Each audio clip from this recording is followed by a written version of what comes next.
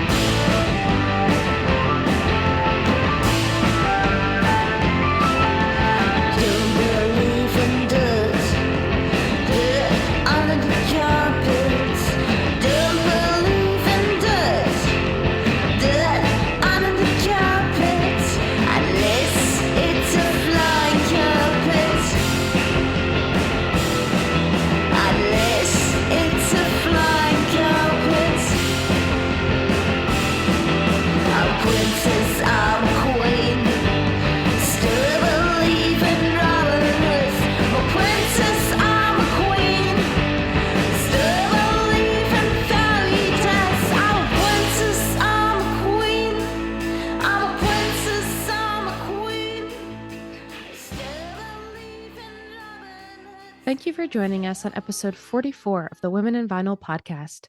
You just heard Princess off the album of the same name, a mix of shoegaze, krautrock, and punk rock by artist and musician Monica Demler. Find the album and order the record at www.drmonicademler.com/store. Be sure to check the show notes for the link and the correct spelling. On this episode, we get the chance to sit down with the one and only role model and badass Anouk Rijnders. She's the COO of one of the largest and most renowned European pressing plants, record industry, as well as Artone Studio. She has helped produce the publication Passion for Vinyl, which has a third part coming soon, and most recently is a founding member of the Haarlem Vinyl Festival, a celebration of vinyl culture in all of its aspects, taking place at the end of the month in the Netherlands. Anouk tells us how she juggles it all, her path from sales manager to COO, and how her passion for vinyl remains strong after over 23 years in the industry. Enjoy. Well, in order to get started, Anouk, why don't you tell us a little bit about record industry and how you found your way to vinyl? Well, I've been working for record industry since 23 years now, so that's quite a long time. I'm already joking that I've signed up to stay there till my pension. Why not? Because I really, really like the company. I like the product. I like the people we work with. And I like it that in actually my job is never the same. Each year is different. And that's because I get the freedom to do a lot of great things. I like the book, the festival, and everything. But I started with the company in 2000 it was.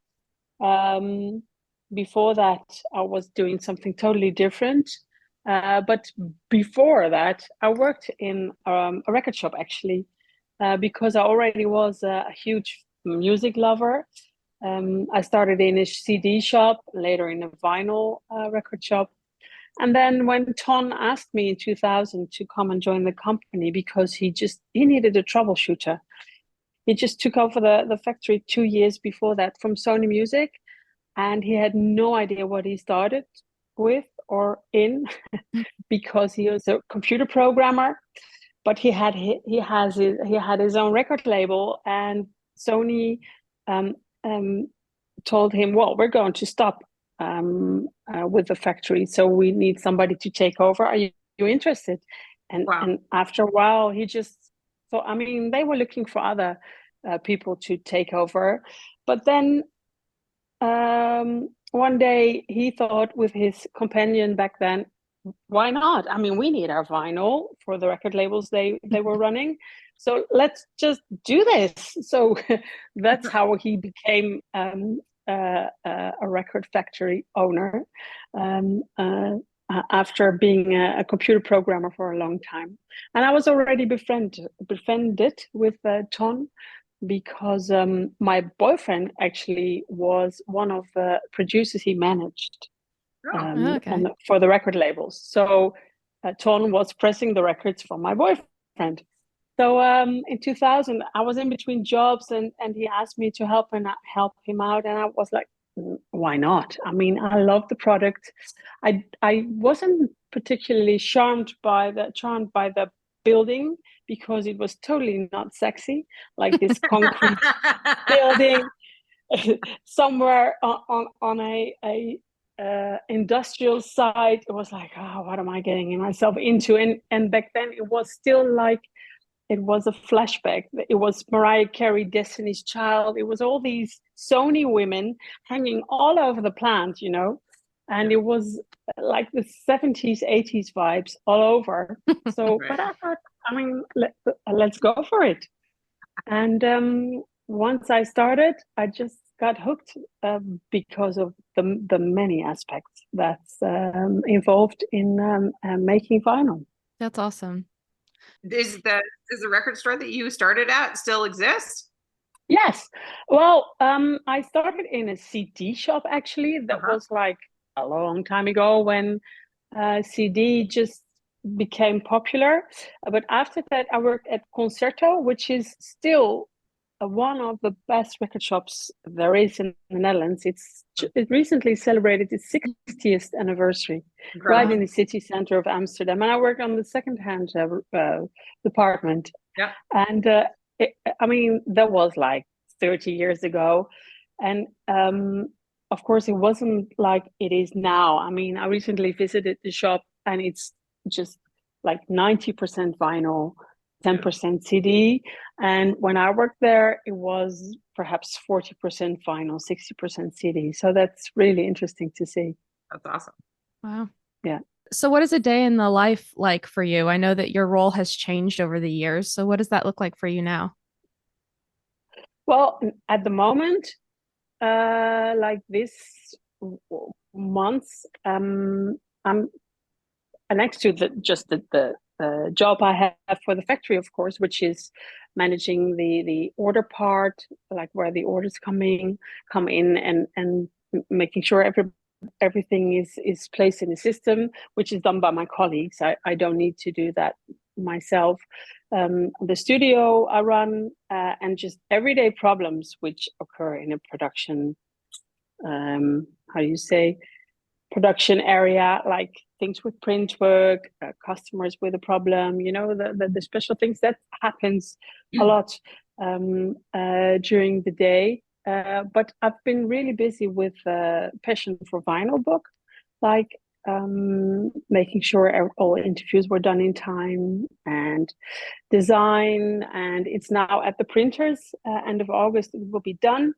But I've also been really busy, or still am really busy, with the Haarlem Vinyl Festival, which actually took a lot more time than I thought when I said yes to be part of that.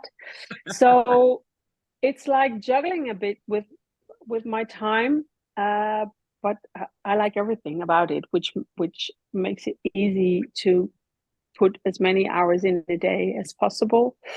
So it's a bit of everything. Like for the festival, I'm involved in. I'm like together with 3 other people in the board. But next to that, it's like thinking of the subjects for the conference during the day, approaching people, just using your network to make it work. Sponsors. I mean, so many things. It's a whole new world opening up for me, involved in organizing a festival I had no idea of. I mean, the book publishing was something I had to learn, but this is something totally new. So officially, it's not part of my job, but it became part of my job, and I'm really happy that I also get the space to do so. Although I'm not sure if Ton and Mika know how many hours I put in the festival, but that's fine. Too late to say no now. Yeah. Yeah, festivals are sneaky. They're Oh, there's yeah, a lot especially of because it's a tight budget. I mean, you can't hire full-time people to take care of everything. So I had no idea, but I love it. It's great. That's awesome. For those people that maybe don't follow record industry on Instagram, which you totally should because they make amazing things. You guys are a full service kind of soup to table thing. You do everything at Record Industry, right? Yeah. We offer the one-stop shop, to call it, to give it a good name, to cover it all. So since 5 years, we even have the recording studio upstairs, where we do direct to disc recording, which I love. I mean, it's my baby. It's so amazing to be able to offer this, to have musicians over, and it beats a live performance. I mean, stress wise for the musicians, it's even like more intense. But the fact that you're recording what they are making straight to vinyl, or I should of course say lacquer or DMM, that's amazing. But after that, the whole process, we have it in-house. So the galvanics, we have the press shop, of course. We have our quality control, the print shop, folding the sleeves, and also packing and everything. But also like special things, foil numbering, and well, from A to Z, we do it all in-house. That's great. And some like really wicked print options too. That stained glass disc that you guys did blew my mind. That was incredible. That was incredible. That was for Seasons of Mist. That was one of the best, to be honest, because stained glass just works. And the secret, of course, I always say it's the best of both worlds. You have an amazing picture on one side with no grooves, and perfect audio on the other side. So it's the best of both worlds. So you can only have audio on one side, but it makes it so spectacular. So especially for a double album and only 3 sides audio, it really adds something to the record. I agree with that. And indeed, the stained glass was amazing. And we're getting more and more requests for that. It's UV printed, so we print it on the record. Nice. Well, and that's like, I mean, that's kind of a weird specialty area that you guys have kind of not cornered, but like championed and like spearheaded, I guess, because not a lot of people were implementing or using a UV printer specifically on records. So I mean, that innovation in itself is like commendable, but so cool. Also. Thank you. It's just, it's one of the things I get the freedom to look into, because we kept getting requests for picture discs, but we simply don't offer them because, I mean, we have enough to do. I also would love to do flexi discs, for instance. From a marketing point of view, that would be an awesome product to offer. But we have enough work already with the work we have. But picture discs kept coming back. And I mean, the picture discs you buy now are, in general, quality-wise, not what we would want from a record, because quality is always number one for the records we make. But then I thought there must be another option. I mean, we do lasered records. You do things like that as well, right? Or you do the engraving?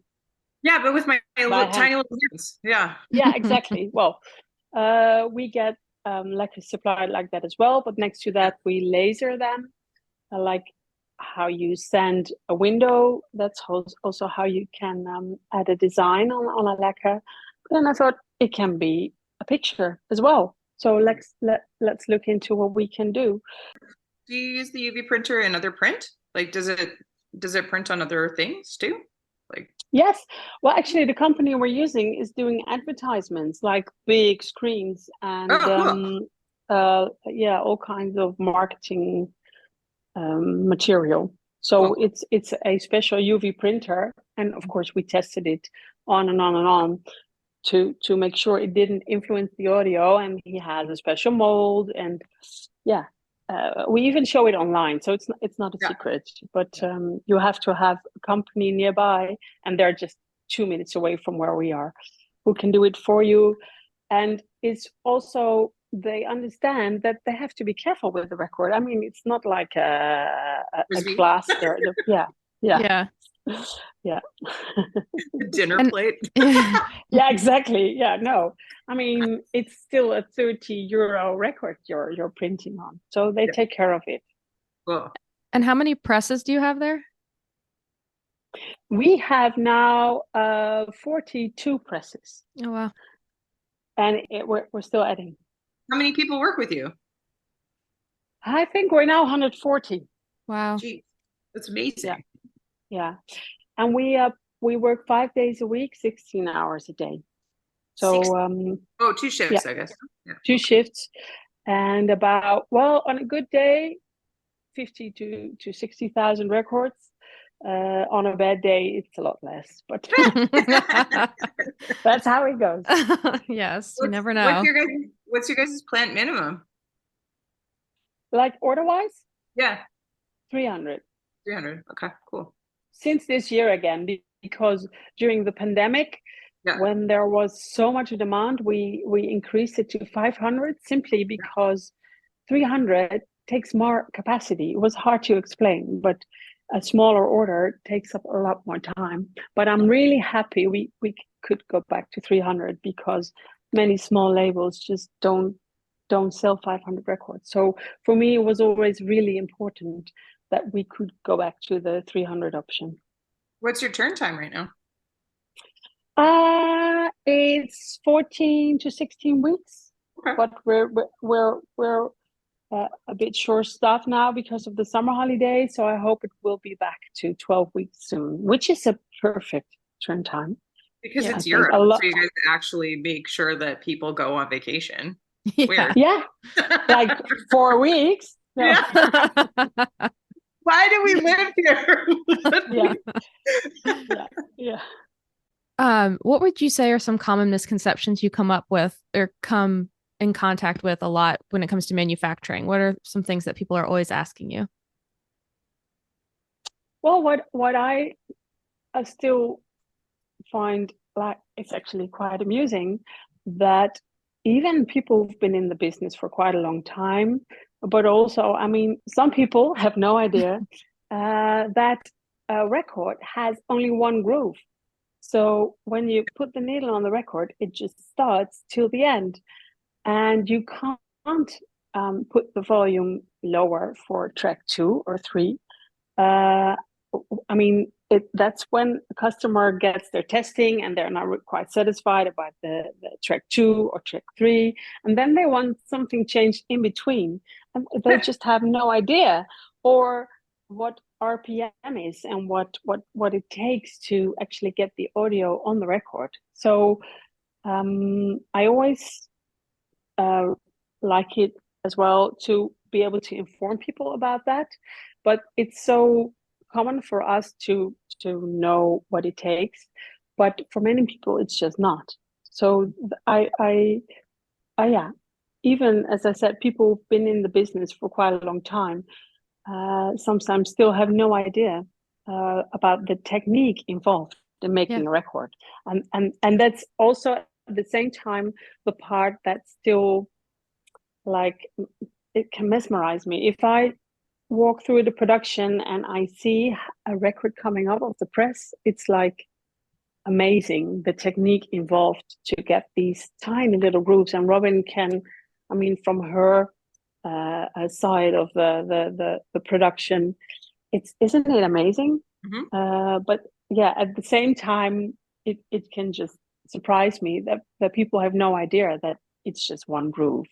But once people do know that, they get so much more respect for the product itself. Yeah. And that's also what I like when we have people over. I mean, we get more and more musicians actually coming over to see their product being made. Okay. And the respect they get for the whole production process, it's really great because it's such a labor of love from start to finish. It's true. Yeah. It's totally true. Yeah. Are you noticing that you're getting a lot of similar requests and things from the people that are coming to the shop or giving orders in right now? Like, is there a certain color or like splatter or something that you're doing that people want a lot? Well, yeah, it's indeed more and more color. It used to be a lot less color, like more black and then just a small part color. But the colored vinyl is getting more and more popular. We don't offer splattered yet. To be honest, we have now the Phoenix Alpha presses, and they are much more capable of doing funny things. So we'll look into that soon, as soon as we're up and running, because next to the Phoenixes, we're now working on our own sleeving machines, so we can sleeve the record straight in the inner sleeve. Most Phoenix presses just press on the spindle, but we prefer to have them sleeved automatically. Yeah, because your old machines used to do that, right? Yeah, yes, indeed. They have a sleeving unit, and we now have developed our own sleeving units as well for all the Phoenix presses. As soon as we are done with that, we can look into the special things. So we could even start investigating picture discs, but then like awesome audio with a great picture. But that's the last on the list of things we want. Yeah. But indeed, colored vinyl is popular. Special print, people are also interested in special print, unique numbering, things to make it more collectible. And they're also willing to spend more budget on that. Yeah. What I also find interesting, and I'm not sure where that's going. Of course, people want things ecological or environmental friendly, and I always say never throw away your record, and you're as environmental friendly as you can be. Yeah, I agree. And we in our production facility, we're actually taking care of the environment for quite a long time already, recycling all the black vinyl into our own production process. Even the flesh, when we press a record, you cut off the outer rim, and I think many press shops already do that, but you take it back into production right away, for instance. And the colored vinyl, we dispose it, and it's used for floor tiles, and the paper is reused. We even reuse the cooling water from the press shop. So we recycle as much as possible. But customers ask for what can we do more. I mean, our print shop is FSC certified. We have biodegradable inks. So there's a lot of things happening. But people also want to know about special boards. I mean, we could print a sleeve on elephant grass paper, which is a special paper grown especially for, the environmental side of things. But once customers hear that they need to pay like €1 per sleeve extra, it's like, okay, no, never mind. So, right. Yeah, and that's just the thing. too expensive. Yeah, and that's the thing. People want it, but they can't afford it still. So yeah. Well, and how involved or hands off have the Netherlands government been? Like, are they involved with regulations and things like that? Or are they supportive of things that you guys are doing and your innovation? Do they guide that process at all?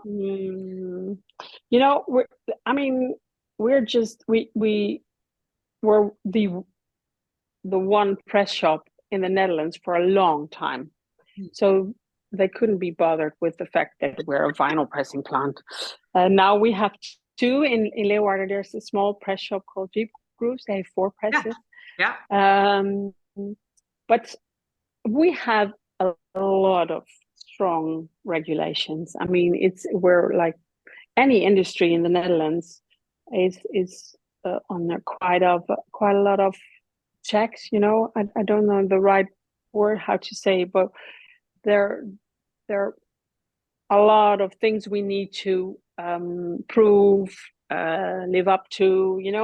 We just can't make any mistakes. We need to do things in the proper way, which is good. Even our PVC, I know in the States and many other countries, you can still press records with PVC containing lead, for instance, but we can't. So if you buy your PVC from Thailand, that's not healthy. I mean, for the people who work with it. But Right. in Europe, we need to live up to the REACH regulations, which have been set many years ago already. And they're as how do you say that, heavy as can be? No, like it's a lot of rules we need to live up to. Yeah. And they're all And set by a European Right, government. by the EU rather than Yeah. just the. Yeah, Got you. yeah, exactly. and I mean, that's kind of awesome though, because that means that you're looking out for your people, the environment, Sure. doing it the right way. I mean, and it Yeah. shows everywhere around the world that it can be done these ways. Yeah. You just For need sure. to care a little bit more or like Yeah. do it better. Yeah. Yeah. And of course, you have also a lot of things like taking care of your people, having a lot of, well, you need to take care of them. And those are mostly Dutch rules set by the Dutch government. And that's fine too. I mean, we try to take good care of them. Yeah.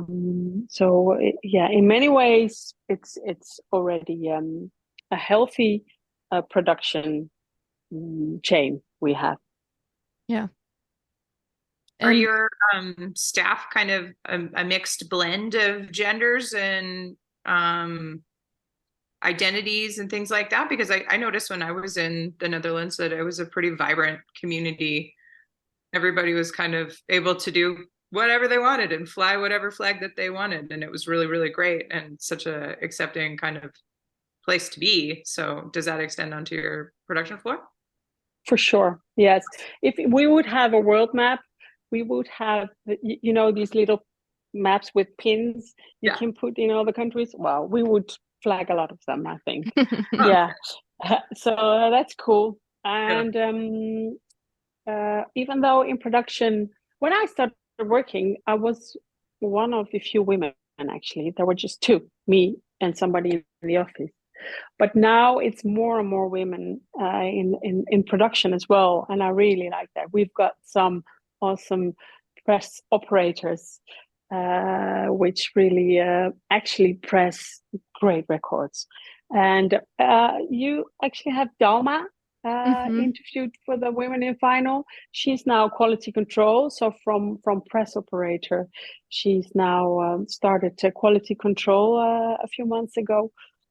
So I like that a lot. Like that's great. She's really, really involved in the company as well. She's got a great heart for what she's doing.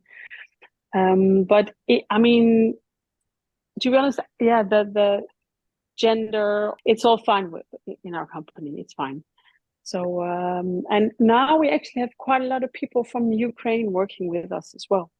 We're really happy with them. And happy they're part of our team, because the way they work, we could learn something from that, to be honest. Yeah. There's something about the Eastern Bloc where they get it. Yeah, they're is I don't know if that's a good English word, but their ethos, their the way they are dedicated to the job. It's incredible. Yeah. Yeah. Well, and it seems like that's part of your culture at Record Industry too, because like, I mean, you've been there for 23 years. Your press ops are moving from press op to QA, so it seems like nobody really wants to leave the record industry. And that's true. Yeah, we recently celebrated our 25th anniversary, and we had, I believe, 7 people. We actually, when you work with us for 10 years, you get a golden record. And for 25 years, well, we had to come up with something new. For 10 years, it's a 7-inch. Yeah. So we decided, well, for 25 years, you get a 10-inch. Oh, cute. And we had seven people with the company for 25 years already. Incredible. That's great. Amazing. That's so awesome. And yeah, there are many people who've been there for quite a long time. So that's amazing. And that's part because it's a great product to work with, but also because we've got like a family type of company. It's like a mom and pop shop. Yeah. And how's it been moving from your sales manager kind of job all the way into like one of the headiest honchos of the spot? Like you're kind of you're the boss bitch in charge now. It's awesome. I am. I keep forgetting that sometimes. I never I never share my position. Sometimes it's even funny because then in the studio, I just love being the roadie. Actually, in my next life, I want to be a roadie. Whenever a band comes in for the studio, I'm just there, and I just roll the flight cases and I do everything. And then during the day, they ask me, "What are you doing actually here?" And I'm like, "Oh well, I'm the CCO." And they're like, "Oh my god!" And I'm like, "No, it's fine." It's fine. But yeah, that's just I like it. Or somebody once asked me if I did the catering. I was like, "Yeah, I do that too." That's yeah. So I like to be hands-on, and that's actually also the mentality Ton and Mika have, who are the owners of the company or who initiated the company. They're a husband and wife. Like Ton is the CEO, and Mika is the CFO, and the three of us were just like a great team. And yeah, one day I just was thinking, I mean, I've been sales manager for a long time, but I found myself explaining when people ask me, "What are you doing?" Like, okay, I do this and that and that. And I'm a sales manager, but I do also these kind of things. And then I just decided it does need to, I mean, sometimes it can come convenient. It can be convenient that your function title actually covers it all. Yeah. So I just made this mind map of what I was actually doing, and I just presented it to Ton and Mika, and I said, "Well, I think it's time I get another position, another name for my job." And then it became the commercial director. So here I am. Yeah. Yeah. That's great. I think it's awesome too that you did that and decided that you needed to have that title change, because I think a lot of us don't stand up for that and all of the work that we're doing. We just start doing it, and then we're just like, this is the job now. Yeah. So And sometimes you just do need some like muscles, which is given to you by the job you do. And as I said in the beginning, I don't really very often use it, but sometimes it just, if you need to get some things done or open a door or anything like that, it can come in handy. absolutely. But in general, I don't have it under my email. I don't have it on my business card because I only mention it when it's really, really necessary. Yeah. Yeah, you flex when you need to, and I love Yeah. that. I mean, it's like it's a beautiful thing because it shows that you have a grasp on every single level of what you're doing at record industry, but it also like it allows you to flex when you need to, but you're not asserting dominance over everybody all the time. So not at all. No. I mean, it's amazing. Yeah, but I also like, I mean, sometimes when we're doing extra work during the weekend, or when people need a hand, I'm there. I mean, I love helping out on the packing department or picking up something on the floor because, just giving the good example. That's just how it works. And also because I like to be part of that. And also, for instance, during the holiday season, the end of the year, Mika and myself, we just pack the Christmas gifts for all the people ourselves and hand them over because you want to say thank you to everybody. That's just how it is. And it can be 30 people or 130 people. It's the same. For us, it's the same. Yeah. It's your team. Yeah. Yeah, exactly. And we all like to know everybody by name. So like not like who's that? No, you just you just introduce yourself. Yeah. I mean, that's why you've got people that are there for 25 years. Yes, I think so. Yeah. Oh, is that the reason? No, but yeah. Oh, I mean, I haven't done anything for 25 years other than walk around. So no.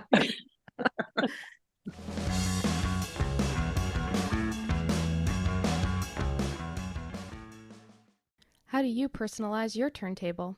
Maybe a slip mat of a favorite band, company? A Women in Vinyl slip mat, perhaps? Well, now you can create your own personalized slip mat with your pet's face, a family photo, your logo, and more, using Glowtronics, a company taking your gear to the next level with full-color print-on-demand slip mats. And yes, you can order just one. From cork to DJ quality, they have tons of options. Use code WOMENINVINYL15 at checkout to get 15% off. www.glowtronics-store.com.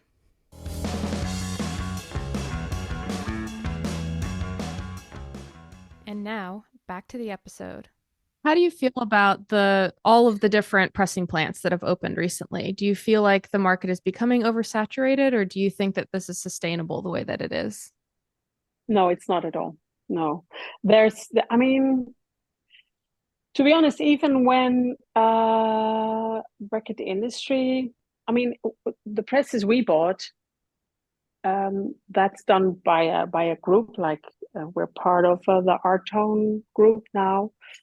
And when they announced we were going to get more presses, I was like, why that many? Because during the pandemic, the demand got so high, but I was quite sure the pandemic would also pass away one day. And then the many little press shops opening up, like it takes so much more than just putting 2 presses, 4 presses up. Many of the little press shops that opened up don't have their galvanics or cutting facilities, and that's of course good for instance your work, Robin, but it takes so much more. And I think many of the companies might have underestimated that, and now the work is getting slow because it simply is. We have a lot less records to press than we had last year. And that's not only for us, that's the whole pressing industry or vinyl manufacturing industry. There's a lot less work. And the first to notice that are, of course, the smaller shops. And they need to make a lot more money to be able to continue working because they need to buy all their work, like they need to pay for the galvanic development and everything. And when something goes wrong in that chain, the customer comes to them and they need to take care of it, and it's a lot more difficult for them because there's a lot more risk involved than it is for us with everything under one roof. And what I hope, and it's already happening, I hope it will not be a price war, like it used to be 10, 15 years ago. I think it was 15 years ago. There wasn't as much work as there was now. And there was a lot of low price vinyl, which doesn't necessarily mean you have a good record. But for the companies that want to live up to a certain quality, it's quite hard to maintain to do so. And we didn't drop our prices because we wanted to compete with a low price pressing plants. And I mean, because of that, we're still there because it is quality. You have quality print, quality audio. But for all these new companies, it will be difficult to keep on pressing vinyl, I think. Yeah, I think it's hard, because a lot of the consumers don't know the difference too in what they're getting quotes for. So they might reach out to, a Czech Republic plant or something and ask for pricing and then ask me for the same thing and not realize that maybe that's being cut DMM and I'm cutting lacquer, or not realizing that it's, 140 gram versus 180 gram or whatever. And so then they want you to lower prices and you're just, it's coming up against that where everybody's like, well, this is a lower price. Can you beat that? Yeah, you just simply can't. And I mean, I always try to explain, but when you have your record pressed at record industry, you get a lot more than just a good record. You also get service, you get after sales, you get the delivery date we commit to. Yep. They try other brokers do that, of course, but also other pressing plants. they just say they could do it in 6 or 8 weeks, but very often they can't. Mm-hmm. Of course. Yeah. Yeah. So let's see. I mean, there's too much capacity at the moment for sure. Right. Yeah. And where it will lead to, I don't know. But I'm to be honest quite confident that record industry will survive. It's not even like we're surviving now. We're just still pressing a lot of records. Yeah. So because we have become much more like a brand. Record industry is a brand, and that's what I work for really hard. With the books we sponsor Record Store Day. You know, we do a lot of things on the side, which don't necessarily right away bring more work for record industry, but we support the format vinyl. And in the end, that also helped us to build the brand record industry and get a certain popularity for vinyl in general. I mean, we even I worked on a school project last year to get vinyl into the high school to teach children what a record is and how cool it is and how the audio gets in the groove. And we had a pub quiz we made about vinyl and also CD, by the way. It wasn't only vinyl, but just a physical carrier. Cool. Very cool. Well, you mentioned the book and also the vinyl festival. So since we're getting close on time, I would love for you to kind of tell everybody about those, where to find them, how to attend, everything. The book or the festival? Let's start with the book and then go into the festival because you have so many things going on. Yeah. It's funny that I get into things like this quite often, like why did I say yes to everything? But it's amazing. The book is like the crown on 25 years record industry, with even nicer, more amazing people we interviewed, from Jen to Robert Trujillo, and we now also have Liz Dunster from Erica Records. We try to get more women in the book for this edition. So the book is just a celebration. It's called Passion for Vinyl, and that's because it's so great to talk about vinyl. And when we now have about 30 people in this book, and it's interesting that there's just one storyline which came up in each story this time, which was that vinyl and music in general is passed along generations. So many of the stories have some content about what people grew up with or what they teach their children and the records that changed their life. And that was somehow became a continuous story through many of the interviews we had, which is why we have a subtitle, Tales from the Groove, because it's just tales. And the book will be released in end of September during the Haarlem Vinyl Festival. And it's part 3 of our series of books. Although I decided not to call it a part 3 because I was told that part 2 and 3 don't sell that well. So it's just Tales from the Groove. Like it. So that's a tip for your second book. Don't call it part 2. And the book has a really nice 7-inch again. So there's a 7-inch added to the book with a track from Monster Records in Madrid and Love Monk, also a label from Madrid. So that's a nice added value, and I'm really proud of this edition. And then there's the Vinyl Festival. Yes, a celebration of the format vinyl in many ways. Like we have the record fair, we've got a lot of live music, and all the musicians performing have music out on vinyl, because that was one of the key things, of course. Or when it's a young talent, they have a 7-inch, or we help them to get a 7-inch out. So that's great. That's a sponsor thing we're doing. And the festival is a cooperation with many venues in Haarlem, cafes, musea. So it's like a community thing, and they all take care of their own program. And we just tried to get everybody involved. So there's the music part in the evening.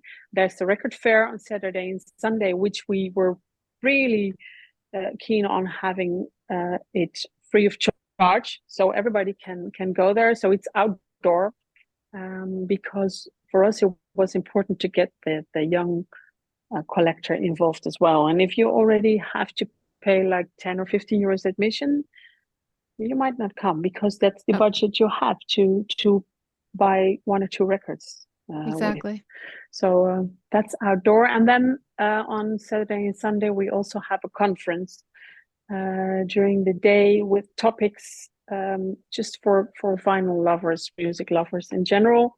An example is, for instance, and I'm really curious for that, what's inside the sleeve? I mean, record shop owners buy collections of people, or dead people, or people want to get rid of their vinyl. But what do you find in a record sleeve sometimes? So you probably know the stories like shopping notes or love letters or things like that. So we have 2 people telling about what they just find in the collections. We have some classic albums we discussed. Colleen Murphy from the BBC has the classic album Sunday. You may have heard. Yes. She's a great one to interview, by the way. She's in the book. Oh, she's in the book. Yeah. Great. Well, Colleen will come, and she talks about Aladdin Sane on Saturday and the White Album on Sunday with one of the producers, I think, Ken. And we have some more classic albums, like musicians coming over to tell about how they recorded it, or a band telling about the 10 records that changed their lives, So it's a really diverse list of topics which we'll be passing by. So I'm really looking forward to that. And prior to the Haarlem Vinyl Festival, we have Making Vinyl, which decided to join us for the festival. So the music professionals will be in town as well from Wednesday. It's going to be really exciting. I hope we'll be able to make it. Yeah, that would be amazing. Yeah. You're a busy lady. Yeah. Yes, I am. Yeah. Let's see what we'll continue with the festival, because we're quite motivated to keep it a yearly festivity, because Haarlem can use something like that. And vinyl, I mean, when we started with the festival, everybody was so enthusiastic about it because it's so appealing. Well, you both know that because you're in the business. Vinyl just it's an emotional thing. So people really like to be involved or do something with it. Or once you start talking about it, people get enthusiastic, and they get their fantasies about what they could do with it. So we hope we can continue with this for the next years as well. Yeah. And we'll absolutely shout out and tag everywhere that people can find those things. And hopefully be able to attend. So with that, Robin, would you like to ask our question this time? Yeah, sure. So because you have been involved in making records for so long, this is going to be a tough one for you. But okay. Instead of the desert island question, where we're like, what 5 albums did you take with you to a desert island?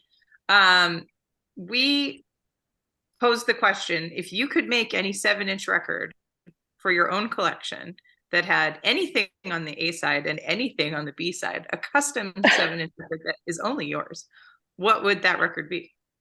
Oh my. So I can choose 2 tracks. Yeah. Yeah, because it's actually, at 45, it's like, it can be a 5-minute. Yeah, there you go.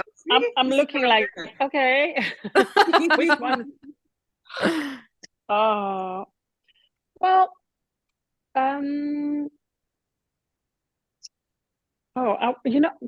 where's my phone? Yes. Because I recently was asked to make a list for a record label, and And I actually have an Eternal 13 on my Spotify list. That's the tracks people should play on my funeral. They don't have to say anything, just play these 13 tracks and I'm fine. Let's just go through that. Yeah. Because it's got, and it is a momentum. I mean, in a month it can be different. But I would like You Do Something to Me from Paul Weller on one side, and on the other side, Massive Attack, Unfinished Sympathy. Ooh. Incredible. But next week it can be different. That's okay. Right now, it's all good. Yeah, so it's a bit slow, but next week it could be a dance track. I, for instance, like Fred Again a lot. I don't know if you know him. You don't. Okay, well, you should listen to him. Yeah. But for now, it's a bit like more emotional tracks.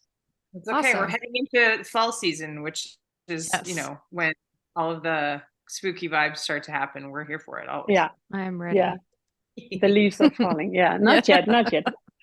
I'm still I still leave for Kos, for the Greek island next week as a summer holiday. So Great. Very nice. yeah.